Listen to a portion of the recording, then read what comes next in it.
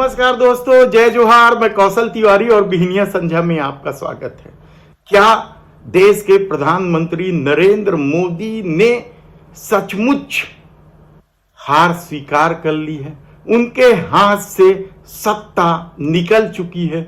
यह सवाल इसलिए महत्वपूर्ण है क्योंकि जब उन्होंने पहली बार अडानी अंबानी का जिक्र करते हुए कहा था कि काला धन उनके पास जो है उन्हें टेम्पो में भर भर के कांग्रेस को दिया जा रहा है।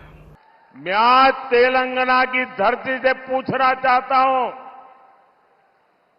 जरा ये शाहजादे घोषित करें कि इस चुनाव में ये अंबानी अडानी से कितना माल उठाया है, काले धन के कितने बोरे भर करके रुपये मारे हैं, क्या टेम्पो भर करके नोटे कांग्रेस के लिए पहुंची है क्या?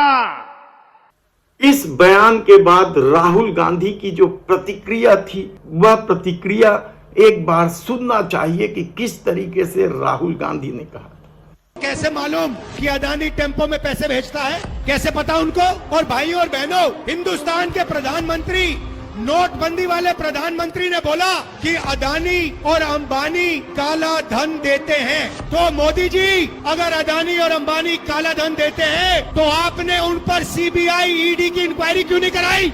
अडानी अंबानी का नाम नहीं लिया, मगर भाइयों और बहनों, मैंने छोड़ा नहीं। अडानी अंबानी, अडानी अंबानी। अंत में नरेंद्र मोदी, हिंदुस्तान का प्रधानमंत्री, कांपते हुए कहता है अडानी अंबानी का नाम पब्लिक में लेता है। अडानी और अंबानी का नाम जिस दिन प्रधानमंत्री ने ऐसे स्टेट से ले ली, उस दिन हिंदुस्तान के प्रधानमंत्री ने हार मान ली। राहुल गांधी की इस प्रतिक्रिया में साफ दावा किया गया है कि देश के प्रधानमंत्री नरेंद्र मोदी ने हार स्वीकार कर ली है। तो क्या सचमुच भारतीय जनता पार्टी 200 सीट भी नहीं जीत रही है? क्योंकि जो संकेत आ रहे हैं, हमने आपको बताया कि किस तरीके से स्टॉक मार्केट से विदेशी निवेशक पूंजी निकाल कर ले जा रहे हैं।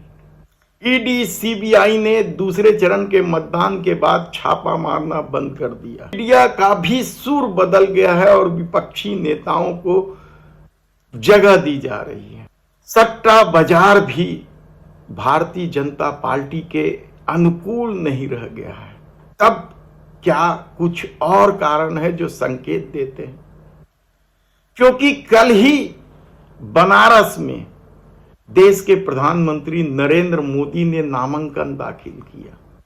वे बनारस में आसानी से जीत जाएंगे, इसे लेकर किसी को संदेह नहीं है।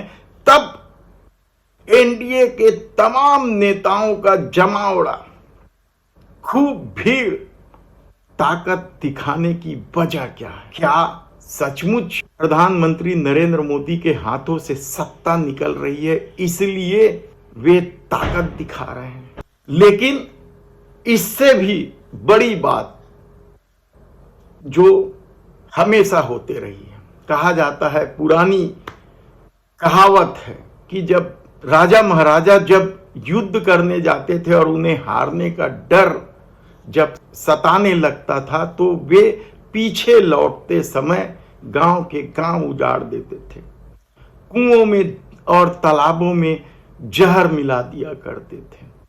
पीछा करने वाली सेना को कोई राहत न मिले, इसके लिए सब तरह के न केवल उपाय किए जाते थे बल्कि बेसबूत भी मिटाते चले जाते थे जो लौटने में उनके लिए सहायक होते थे।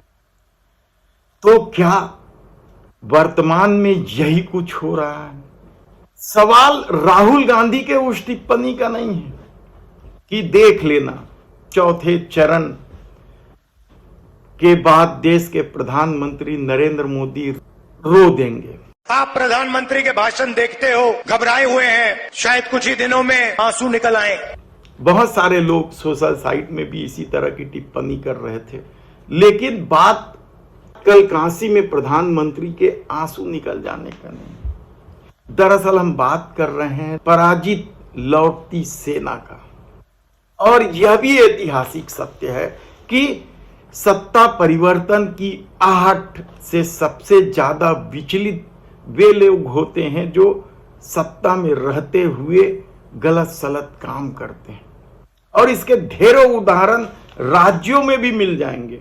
छत्तीसगढ़ में जब सत्ता बदली तो किस तरीके से एक मंत्री के बंगले में आगजनी हुई थी, कई फाइलें जल गई थी, ऐसा दावा किया गया। तो कई राज्यों में इस तरह की स्थिति बनते रही है और यह स्थिति सिर्फ राज्यों की नहीं है, केंद्र सरकार में बैठे लोगों को भी जब लगा है कि सत्ता बदल रहा है तो कई विभागों की कई फाइलें जली हैं समय समय पर। याद कीजिए चंद्रशेखर की सत्ता जब जाने वाली थी तो किस तरीके से आग लगी थी, कई फाइलें जल गई थी। वीपी सिंह की सत्ता के दौर में भी इसी तरह की बात हुई थी। तब क्या गृह मंत्रालय में पिछले माह लगी आग क्या इस बात के संकेत हैं कि सत्ता जा रही है? बहुत जरूरी उसमें फाइलें थी ऐसा कहा जा रहा है और कई फाइलें जल गई और यह मामला अभी भूल भी नहीं पाए थे लोग कि कल ही इनकम टैक्स विभाग में दूसरी मंजिल पर फिर आग लग गई। किसी तरीके से लोग धुएं से बचते हुए बाहर निकले लेकिन कहा जाता है कि आगजनी के चलते कई महत्वपूर्ण फाइलें जल गई हैं। और याद कीजिए कि इस दौर में ईडी, सीबीआई और इनकम टैक्स को लेकर मोदी सरकार किस तरीके से बदनाम है। आप यकीन नहीं करेंगे कि इस दौर में किस बड़े पैमाने पर यानी 15,000 से अधिक नोटिसें उन व्यापारियों को जारी की जिनमें छत्तीसगढ़ में जब भूपेश सरकार थे उस दौरान हैं, पश्चिम बंगाल के कई व्यापारी हैं, उड़ीसा के व्यापारी हैं, आंध्र प्रदेश के व्यापारी हैं, या राजस्थान के हैं, मध्य प्रदेश के हैं। यानी जहां जहां विपक्ष की सत्ता रही है राज्यों में वहां वहां के व्यापारियों को किस हद तक जाकर नोटिस दी गई थी। कहा जाता है कि वे फाइलें भी वहां थी। तो क्या सब कुछ जलाकर सबूत नष्ट किया जा रहा है? क्या ये सत्ता जाने की आहट है? क्योंकि चर्चा तो इसी बात की हो रही है।